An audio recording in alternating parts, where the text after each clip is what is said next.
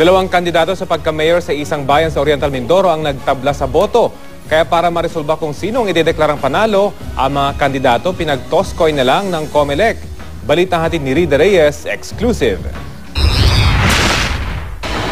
Sa isang pambihirang pagkakataon, tabla ang resulta ng botohan sa pagka-mayor sa San Teodoro, Oriental Mindoro. Parehong nakakuha ng 3,236 na boto sina Marvic Ferraren at Boyet P.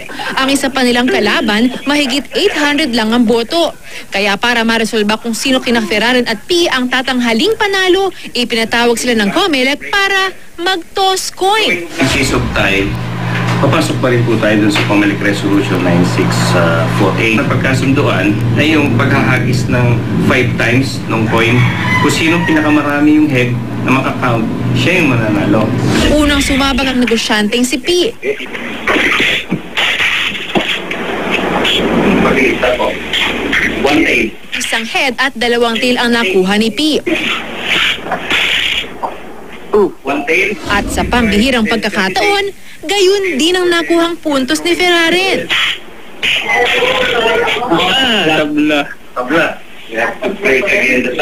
Kaya nag-round 2 pa ng toss coin. Sa huli, ang maparad na nanalo ay si Ferraren, kapatid ng incumbent mayor na San Teodoro. Yung kanyang first 4 tries ay puro tail. Yung last try niya, yung naging head. Therefore, I need at least 2 heads para manalo.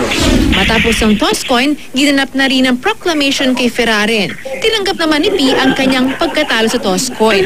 Kaya nagpapasalamat ang COMELEC sa matiwasay na pagkaresolba ng literal na dikit na laban ni na Ferraren at P. Rida Reyes, GMA News.